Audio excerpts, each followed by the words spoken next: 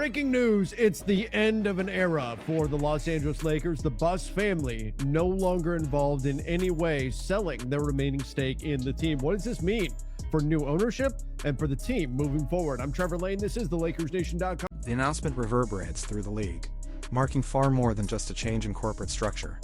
For decades, the Buss name wasn't just on the letterhead. It was etched into the very identity of the Los Angeles Lakers. From Dr. Jerry Buss's Showtime vision to Jeanie Buss's championship rebuilds amidst family drama, their stewardship defined an era of unparalleled success and celebrity. This isn't merely an ownership group cashing out. It's the severing of a bloodline tie to one of sport's most iconic franchises. Ownership stake in the Los Angeles Lakers to new majority owners Josh Kushner and Bob Iger. The Buss Family Trust, which is composed of Jeanie, Jimmy, Johnny, Jeanie, Joey, and Jesse, received the majority votes to allow trustees to execute the sale. It required 4 of 6 votes to enact the tag-along provision of Mark Walter's sale to Kushner and Iger. Now, as of this moment, the requirement of 4 votes among 6 Buss siblings underscores the complex family dynamics that have long defined the Lakers' ownership. For years, Jeanie Buss famously fought to retain control, navigating public disputes and internal power struggles, particularly with her brother Jim. This decisive vote invoking a tag-along provision as part of Mark Walter's transaction suggests an agreement that finally offered a unified path forward, or perhaps an opportune moment too significant to ignore. The only one of the Buss siblings to have an official role with the Lakers, acting as the team's governor, that will no longer be the case. Now, when the group decided to sell the majority ownership stake of the Lakers to Mark Walter, they retained enough of the team for Jeanie. This decision marks the end of Jeanie Buss's decades-long journey at the helm of the Lakers. For her, it's a profound shift, relinquishing the operational control and the public face of a franchise her father built, as she fought so fiercely to protect. The family's final divestment means the Buss name, synonymous with Lakers ownership for generations, will now exist only in the team's storied history, not in its executive suite. And said that while, I'm paraphrasing, but said that while the intention is to honor the agreement, if things change, then things will change regarding Jeanie Buss and her role in the governor spot. Well, the Buss family decided not to wait around. This preemptive move by the Buss family stands in stark contrast to the initial assurances of stability regarding Jeanie's position. The implication was that any change would be a reactive measure, a consequence of evolving circumstances. As the team's governor, you can't be governor when you don't have an ownership stake in the team. You have to have at least a 15% ownership stake. She's been the governor since 2013. What this means, big picture, that the Buss family is completely out now. With the Buss family's complete divestment, the spotlight now shifts entirely to Mark Walter and the new ownership group. They inherit one of sport's most iconic franchises, but also its immense pressure. For generations, the Buss name offered a unique blend of legacy and expectation. Now that historical and emotional buffer is gone, every decision, every win, and every loss will be viewed purely through the lens of this new era. We're heading into a different era. It is now owned by Josh Kushner and Bob Iger, the Lakers are, and the Buss family is completely out. The family issued this statement, said, "We decided as a family to sell the remaining Buss family trust shares to the Bob Iger group as part of the ongoing transaction. We love the Lakers, Laker fans, and will continue to support Los Angeles, but it's time to use this opportunity to move on and exit gracefully." The public statement framed the divestment as a harmonious family decision, a collective choice to move on gracefully from a legacy that defined them for generations. But for a family so deeply entwined with the Lakers' identity, and for Jeanie Buss, who had publicly battled to secure her position and her father's vision, such a clean break felt remarkably swift, and to many, unexpected. It raises an immediate, pressing question: what truly transpired behind closed doors that led to the complete dissolution of the Buss family's ownership? And how graceful was this final, decisive? Jeanie told her siblings this sale to Walter was in the best interest of the long term, but it ended up being an embarrassing one, and it was time to move on cleanly. Jeanie's rationale to her siblings, that an embarrassing outcome necessitated a clean move, reveals more than just a business decision. It speaks to the deep personal and familial stakes involved. The embarrassment wasn't merely financial, it likely stemmed from the protracted internal power struggles and the public perception of the Buss family losing its grip on the empire Dr. Buss built. The way this is being characterized, look, the Lakers, the Buss family sold to Mark Walter saying he's going to take us into a new era, and then he turned around and flipped the team. He flipped the team what, 14 months after coming to an agreement, less than a year after officially being made owner of the team. And things are not looking great for Mark Walter right now with his investigation. This isn't an isolated incident for the Lakers, nor is it unique in modern professional sports. The rapid turnover and enormous valuations of iconic franchises underscore a fundamental shift. They are increasingly high-stakes investment vehicles, not dynastic inheritances. For the Buss family, their decision to divest, following internal struggles and mounting pressures, might be seen as an early indicator of this evolving paradigm. It suggests that even storied histories and legacies can quickly be traded for profit and transient stewardship, raising questions about long-term stability. From Bob Iger and Josh Kushner. Now, can they find that? We'll see here moving forward, but the Buss family now out, and the drama. The word drama captures the undercurrent that had plagued the Lakers for years, but this complete divestment signifies an endpoint far more definitive than any internal power struggle or public relations battle. It wasn't just Jeanie Buss stepping down, but the entire family cashing out, signaling a profound admission of failure in navigating the complexities of their inherited empire. For a family whose name was synonymous with the purple and gold, this exit wasn't merely a sale. It was an acknowledgement that the personal and professional entanglements had become too costly, too public, and ultimately unsustainable. Kind of fired Jeanie, Jim, Johnny, Joey, Jesse, and Jeanie as well. Rush left her out, but Jeanie had the chance to cash in on the record sale of the Lakers and effectively fire Jeanie Buss as governor, and did just that. Jeanie has fired or sued all of her brothers since taking control of the team. It's the final act of a wild. The patriarch, Dr. Jerry Buss, had orchestrated a unique succession plan, distributing ownership stakes among his 6 children. He aimed to secure the Lakers' future within the family, but this structure inadvertently created a complex web of shared power and conflicting interests.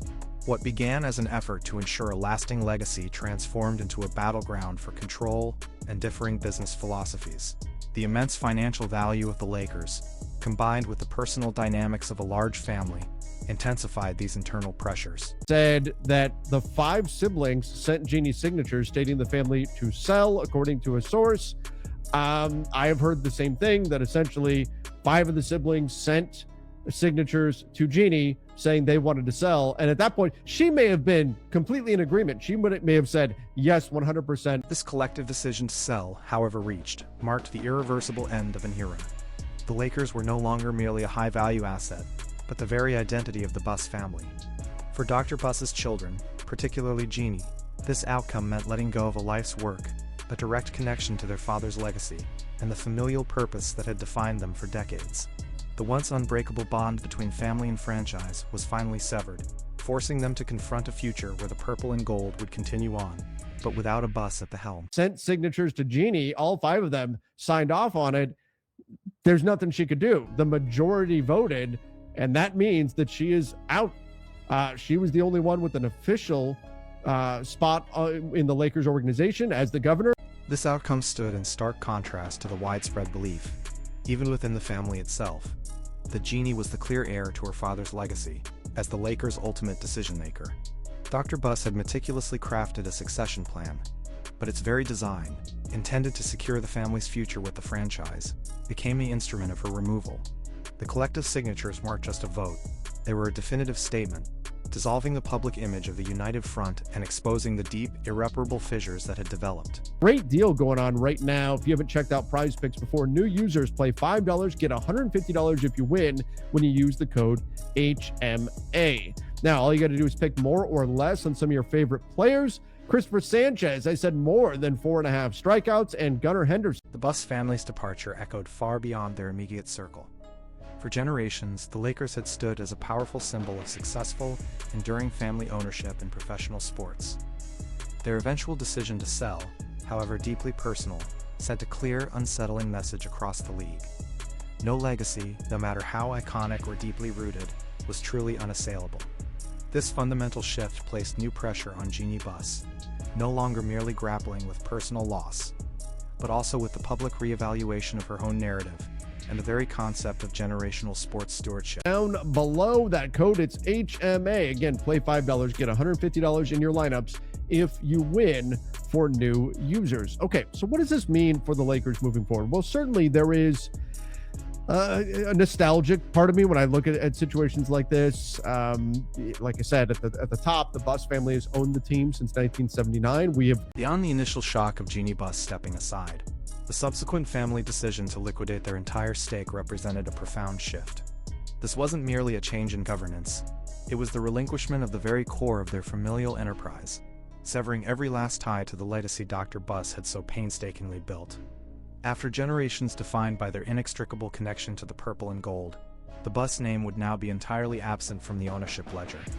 The initial internal power struggles, once confined to leadership, had apparently escalated, reaching a point of no return. So there's certainly going to be some reflection of what this is all meant, and I'll talk more about this live tonight. I'm going to go live at 8:30 p.m. Pacific time. If you guys want to come hang out for that, we'll talk a little bit more about it. But the Lakers were put on the map during the Buss family's ownership of the Lakers. Dr. Jerry Buss in the 80s, the NBA was very, very different in the 1980s from the league that it is now. The Lakers' identity was inseparable from the Buss name, a dynasty built on Showtime's swagger and shrewd business acumen. Dr. Buss created an empire, but the immense pressure to live up to that impossible standard, combined with the complexities of managing a multi-generational family enterprise in a rapidly evolving league, proved to be an ultimately insurmountable challenge. What began as a blueprint for enduring success eventually fractured under its own weight, revealing that the very bonds that held the family and team together could also tear them apart. Firmly on the map and put the team in the national conversation, the Lakers and Celtics rivalry in the 80s during the Showtime era, a big part of what the NBA is today. That is the foundation upon which the league is built. Without Dr. Jerry Buss, the NBA does not exist in the form that it does right now. So there is that nostalgic bit to it, but also moving forward, the initial question that I've got is, what does this mean for the front office? What does this mean for Rob Pelinka? For all the legacy Dr. Buss established, the questions now surrounding the Lakers' leadership and future direction were not entirely new. The very nature of a multi-generational family enterprise, especially after the passing of its visionary patriarch, often creates periods of intense scrutiny and internal realignment. Following Dr. Buss's death, his children publicly grappled with their inherited roles, prompting similar discussions about who would guide the franchise. This isn't just a unique challenge for Rob Pelinka or the current front office. It's a recurring echo of profound transitions the Buss family and I don't know what that means for the longevity of the folks that are in the positions that they're in right now, including when we look at the primary decision maker for the Lakers on a basketball side of things. So nothing for sure as of this moment, but again, what we tend to see happen in situations where ownership changes place, people tend to want to bring in their own people. So I do wonder what that is going to mean for Rob Pelinka, the other people that have been brought in to the front office. Dave McMenamin just shared this too, man. The question of Pelinka's future, or anyone else within the Lakers' current hierarchy, cuts to the very heart of what this ownership change truly signifies. For decades, the Buss family's vision, however it evolved or was debated internally, shaped every significant basketball decision.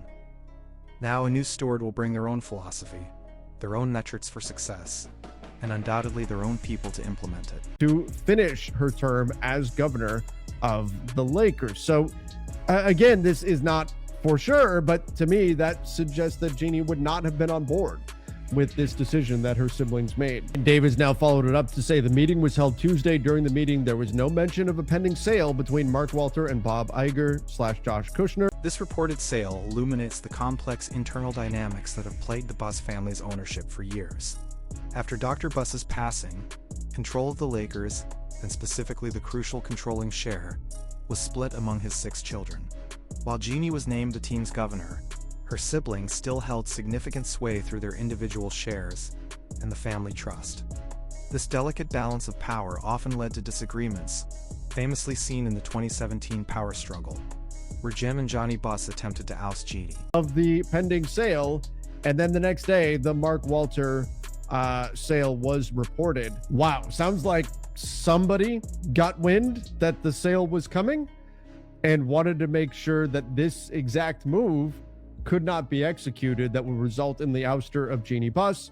The other Buss siblings said, nope, that's exactly what we are going to do. We're going to take this opportunity to sell it at $12.5 billion. This wasn't merely a business transaction. It was the final, irreversible fracturing of the Buss family's collective stewardship. While the sale brought immense financial gain, it effectively dismantled the generational connection to the Lakers. dissolving the intricate web of personal and professional ties that had defined the franchise for decades. Jeanie, the designated torchbearer, now found herself navigating a landscape irrevocably altered by her siblings' decisive action, leaving the future of the Lakers in entirely new hands. The financial freedom came at the ultimate cost: the family's shared legacy and direct control over the team. Drama in Los Angeles. All right, we will talk more about this situation live tonight, 8:30 p.m. Pacific time. Hopefully you guys come hang out for that. We'll have a lot to get into. We'll take your questions, your comments. I'm sure there's going to be plenty of developments as the day goes on as well. We'll talk about what this is all going to mean for the future of your Los Angeles Lakers. Don't forget to hit that subscribe button. Till next time, everybody. See ya and stay safe. Despite the deep-rooted mythology of the Lakers as an eternal bust family enterprise, this seismic shift underscores a new reality. Even the most hallowed legacies have a price. It starkly contrasts the perceived permanence of Dr. Buss's vision with the cold, hard calculus of corporate succession and individual financial interests. This decision went beyond a simple change of ownership. It profoundly declared that the Lakers, a symbol of family dynasty for decades, are now entirely detached from that singular lineage, forcing everyone to reconsider the very essence of what the Lakers family truly represents moving forward.